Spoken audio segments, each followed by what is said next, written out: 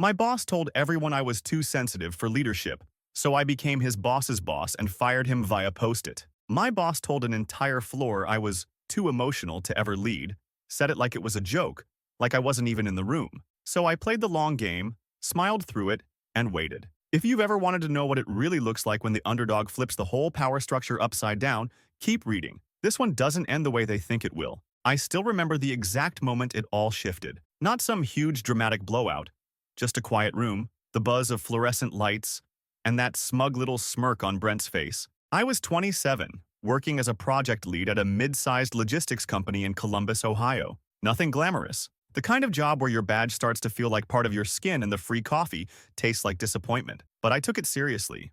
I showed up early, stayed late, mentored interns, led presentations with prep I lost sleep over. I cared. That was the problem, apparently. Brent, 48 million, my boss at the time, had been there for almost 2 decades. The kind of guy who calls himself old school, like it's a virtue. He liked control. He liked hierarchy. He hated being questioned. And he especially hated being questioned by people like me.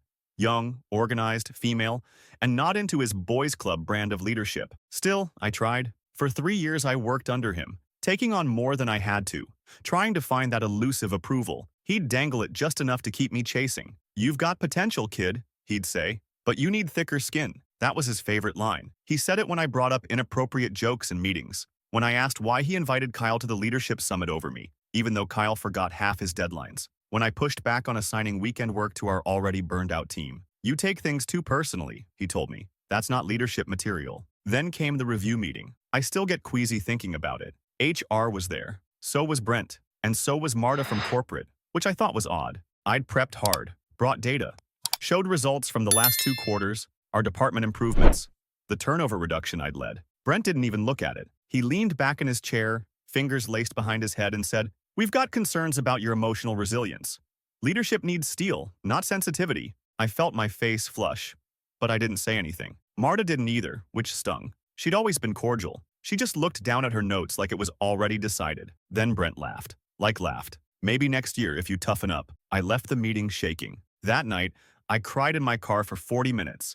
Not because I was weak, because I was angry, because I knew I'd done the work, and because a man who forgot how to attach PDFs was telling me I wasn't ready for leadership while my reports were winning his awards. I almost quit. I wrote the resignation email and everything, but something stopped me. Maybe it was spite, maybe it was pride, but I deleted it. Instead, I started watching, listening, collecting, and that's where it really began. Brent thought I was soft. That was his first mistake. His second was underestimating how long I could stay quiet while gathering receipts. After that performance review, I didn't argue. I didn't file a complaint. I didn't cry at work or throw a fit. I just smiled, nodded, and said, "Got it. Thanks for the feedback." And I meant it, because I was going to use every piece of it. For the next year, I became invisible in the most strategic way. I stopped correcting Brent in meetings, even when he was dead wrong. I let Kyle take credit when Brent tried to hand it off to him. I let my name fade into the background and watch the chaos unfold. But I also started documenting everything. Emails, Slack messages, meeting notes, timesheets that didn't line up, reports Brent turned in that were just repackaged versions of mine, with typos, because he never proofed. I kept a folder on my desktop labeled Kitchen Renovation in case anyone got nosy. Inside it, a meticulous timeline of Brent's screw-ups and my contributions. I also started making friends in high places. Turns out, when you stop trying to prove yourself and start asking questions, people talk. Marta, from corporate, the one who looked down during my review, she opened up over coffee one morning at a leadership webinar, told me how Brent's department was constantly flagged for inefficiency, how his budgets were a mess, how corporate was keeping an eye, but didn't want to rock the boat. That's when I realized I had time. I wasn't just going to get Brent demoted. I was going to climb high enough that I could do it myself. So I made a plan. I applied for a mentorship program outside our division. I volunteered for cross-department projects. I helped other managers clean up their operations and let them sing my praises. I played the long game. Meanwhile, Brent kept talking. He told a whole room once that I cried because someone moved my whiteboard markers. False. I had a migraine so bad I threw up and went home early. He joked in front of the interns that we keep her around for emotional support. When I got invited to speak at a regional conference, he emailed my talking points to Kyle behind my back and suggested he should present them. The irony? Every time he said I wasn't leadership material, he made me more determined to become exactly that. But what really flipped the switch? The day I overheard him in the break room telling a new hire, "You'll do great here. Just don't get too sensitive like me." She's smart but not built for the top. I wasn't even mad. I just wrote it down, word for word, because that was the moment I knew. One day, I'd be in the position to make the call. And when that day came, it wouldn't be a dramatic showdown. It would be clean, simple. I'd end him the same way he tried to end me. Quietly, professionally, and with a smile. If you'd asked me then, I couldn't have told you exactly what I was building. Just that it had to be higher than where Brent sat. Not because I wanted a fancy title.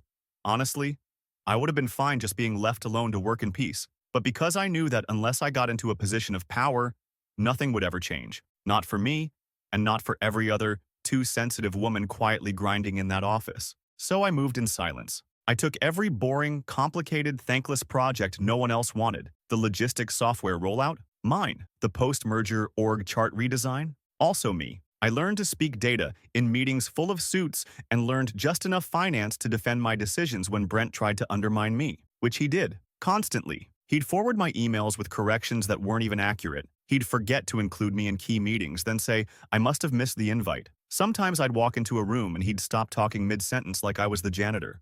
Not the project lead, but it didn't matter, because I was already building something he couldn't see. There was this one project, maybe the turning point, that should have been Brent's baby. A partnership with a big retail client who wanted us to rethink their entire shipping model. Brent tried to delegate it to Kyle, who immediately fumbled the kickoff. Deadline slipped. The client was pissed. So I stepped in, quietly, politely, no ego, rebuilt the timeline, reassigned roles, called the client directly, and listened to their frustrations. 3 weeks later, we delivered something so good their VP emailed my VP to thank me by name. And guess who took the credit? Brent. He dropped my name once in the most backhanded way possible. She helped clean up the comms, like I was the intern stapling packets, not the architect of the whole recovery. But the thing is, the VP he CC'd on that email, the one he thought he was impressing, that was my new mentor, Claire. Claire was a senior executive with a memory like a steel trap and zero tolerance for bullshit. She'd quietly watched me for months, and I'd been careful to let my work speak for itself. But that email, that blatant grab for credit, that was when she asked me to come to lunch. That lunch changed everything. We didn't talk about feelings. We talked strategy, about how some people lead by control and some lead by impact, about how the company was evolving and who was actually pushing it forward, about how sensitive was often code for threatening to mediocre men. At the end, she said, I've been watching you. You've already got a foot in the next tier. You just need someone to open the door. That door opened fast. Within 6 months, Claire brought me onto a cross-regional task force. From there, a lateral move into corporate strategy, then a promotion, another. Eventually, a restructure put me in a brand new role, Director of Strategy and Integration for the entire division. And just like that, I was no longer under Brent. I was above him. Not directly, yet, but enough that he had to start using a different tone when he saw me in meetings. Enough that Kyle suddenly found a spine and started CCing me on everything. Enough that HR reached out to ask if I'd like to provide input on mid-level leadership evaluations for Q4. It was subtle, but I could feel it, the fear. Brent started showing up early, wearing a tie, sending me just checking in emails he'd never sent before. He brought coffee to meetings like we were old buddies. He knew, and that's the thing about guys like Brent. They'll laugh at you when you're climbing because they think you're never going to reach their rung. But the second you get eye level, they get polite, then anxious, then desperate. And me? I stayed calm, collected, professional. But every time he said, great to see you again, how's strategy going? All I could think was, soon, update 1. Okay, so, I wasn't planning to post again this soon, but some of y'all in the comments said to keep you updated. And holy hell, things escalated. First off, thank you. Seriously, I didn't expect so many of you to relate to this. The DMs, the comments, the people who said, I am you, or my Brent was named Greg, I see you. And it honestly made me feel less alone, especially those who said I wasn't being petty. That meant more than you know. Now the update. So I told you about the new role, right? About being just high enough above Brent that he had to start pretending we were colleagues and not, you know, the guy who once told a room I cried over whiteboard markers. Well, the corporate reshuffle that put me in my new position, that was phase 1. What I didn't know, what I literally found out 2 days ago, was that phase 2 involved reorganizing his entire department, including his job. Apparently, senior leadership had already flagged Brent's team as bloated, inefficient, and lacking adaptive leadership. Gee, wonder why. And guess who was asked to help design the new org chart? Yep, they gave me data, budgets, performance metrics. Be objective, they said. Identify redundancies. I didn't have to manipulate anything.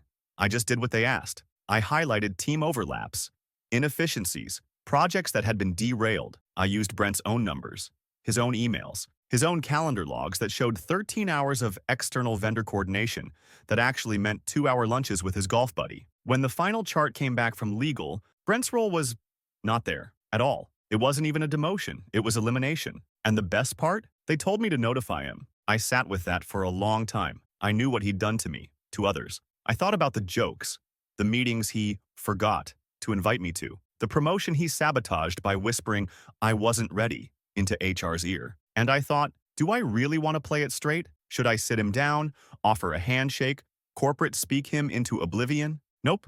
I wrote it on a Post-it, one of the neon pink ones he used to slap onto my desk whenever he wanted something ASAP. I wrote, "Your position has been eliminated. Please contact HR for your exit interview." And I stuck it on his monitor. He came in late that morning. Typical. I was already in a meeting across the hall. I watched him through the glass as he read it. First he frowned, then looked around, then picked it up and laughed, like it was a prank. Then he saw my signature. His face went gray. He didn't rage. He didn't cry. He just sat down. For once, quietly. HR handled the rest. I didn't need to say a word. And that was the most satisfying silence of my entire life. You'd think the satisfying part would be the end. Brent out. Desk cleared. Post-it note, vengeance complete. But here's the part no one talks about when you finally win. What happens after you flip the power dynamic? Because after Brent left, the silence didn't feel triumphant. It felt heavy. The day after his termination, the office was weird, like walking into a church after a scandal. People avoided eye contact. Kyle didn't say good morning. The team who used to laugh at Brent's dumb jokes sat quietly, pretending not to refresh LinkedIn every 5 minutes. A few folks whispered about the Post-it thing, like it was urban legend. Someone even left a sticky note on the break room fridge that just said, "Not it." I should have felt victorious. I'd taken down the guy who held me back for years, but all I felt was watched. I kept waiting for someone to say, "Good for you," or even just, "Damn." But mostly I got polite nods and nervous glances, like I'd taken out a tyrant and now they were waiting to see if I'd turn the axe on them. Even Marta, who once looked the other way during that review, avoided me in the hallway. Claire tried to play it cool, said I'd handled it elegantly, but there was an edge in her voice I didn't love. Like maybe even she hadn't expected me to go through with it. But the real surprise? Brent didn't leave town. No dramatic LinkedIn goodbye, no relocation, no scorched earth rant on Glassdoor. Nope. He stayed right in Columbus and started taking meetings with old contacts, people from his golf vendor lunches. A week after his exit, I heard from a friend in another division. Brent was trying to start a consultancy. Said he was pushed out by new blood who didn't understand loyalty. That new blood being me. Then came the LinkedIn post. It was vague, but it hit every dog whistle. Sometimes companies forget who built them. When sensitivity replaces strategy, results suffer. I wish them luck. They'll need it. My inbox lit up like fireworks. Old coworkers, former interns, even people from college I hadn't talked to in years. "Is this about you?" I didn't respond. Not directly, but inside, I was livid. Because here's the thing. I had been sensitive. Sensitive enough to notice when people were getting burned out. Sensitive enough to catch the lies Brent left buried in reports. Sensitive enough to stay silent when I was underestimated, and strategic enough to wait until I didn't have to be. Sensitivity didn't make me weak. It made me watch, and it made me wait. But fine, Brent. You want to play passive-aggressive on LinkedIn? I can play louder. Because I wasn't just going to let him rebrand himself as some kind of corporate martyr. I had receipts. And I was done being quiet. So remember how I said Brent started a consultancy? Turns out that wasn't just a vanity project. It was a slow-burn sabotage attempt. And I walked right into it. It started subtle. A few clients we'd worked with before began pulling back. Nothing massive. Just quiet reschedules, reorg delays, a few "let's revisit in Q4" emails. I figured maybe it was just post-Brent jitters. Some of those relationships were his, after all. But then one client, we'll call them Hastings Freight, canceled mid-project, cited internal alignment issues, and thanked us for our early efforts, which was weird because they just signed a 2-year roadmap. I reached out to their point person for clarity. Nothing. Ghosted. The following week, Kyle walked into my office holding a tablet and looking pale. "You need to see this," he said. It was Brent. Not on LinkedIn this time, but on some no-name business podcast. The host was clearly trying to build a brand, low-budget production, bad audio, but the guest, Brent, and he was talking a lot about corporate betrayal, about how visionary leadership is being replaced by cancel culture disguised as innovation, about a former subordinate with a chip on her shoulder who undermined loyalty in favor of control. The host was eating it up, nodding like Brent was Moses on the mountaintop. But the worst part? He never said my name. Just enough detail that everyone knew. He referenced the post-it, called it a stunt, called me emotionally volatile, and said I was weaponizing modern corporate culture to take down strong leaders. Then he said something that made me physically flinch. Some people get so caught up in metrics and optics that they forget how the real world works. You can cut the head off a team, sure, but when you do that, the body doesn't follow a new brain. It dies. I paused the video. I felt sick. He was trying to ruin me, not by attacking directly, but by planting doubts, casting me as unstable, controlling, a threat, not in the office, but out in the industry. Whisper campaigns dressed as war stories. And it was working. People who once asked me to coffee were now too busy. Internal support felt tepid. Claire, my mentor, said, "We should probably start thinking about optics.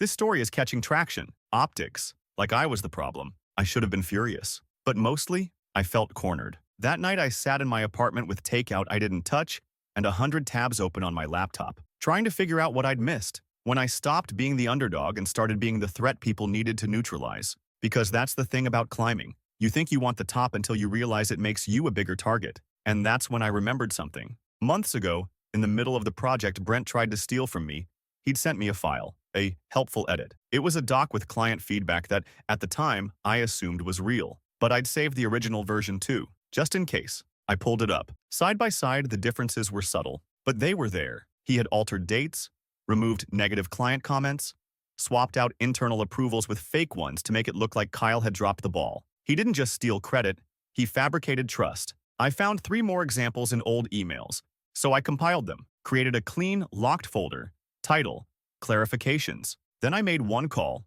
to legal, not to blow up his life, to protect mine. The next morning I walked into Claire's office. Calm, professional. "I'm not here to be part of some PR cleanup," I said. "I'm here to show you what Brent actually did, and why we're better off." I handed her the drive. She didn't speak for a full minute. Then she said, "You kept this?" I said, "I kept everything." Because I always knew one day I'd need to prove that being too sensitive wasn't a flaw. It was foresight. Update 2. Okay, so I didn't expect the fallout from handing Claire that drive to go that hard. First off, yes, I got some closure. The receipts I gave legal validated everything. Quiet HR investigations became not-so-quiet accountability check-ins. Turns out Brent had doctored client feedback more than once, not just with me, but across multiple teams. They couldn't prove malice in every instance, but enough lined up that corporate scrubbed his name from a few internal strategy decks. And the best part? That little podcast he went on? It disappeared, like scrubbed clean. Either someone got a very stern letter, or Brent figured out the legal definition of defamation. I won't pretend I didn't feel a little smug. But here's the twist I didn't see coming. Suddenly, I was the scary one. People who used to swing by my desk to chat now knock softly like I'm the principal. Kyle asked me, in earnest, if I'd been planning this the whole time. Marta started looping me into every decision like she was waiting for me to bite. Even Claire, who I admire, told me over coffee, "That was a hell of a move. Just be mindful of your shadow now." People talk. Shadow. I guess that's what happens when you stop being underestimated and start being feared. And I won't lie, I'm still trying to sit with that. I didn't want to become some corporate boogeyman.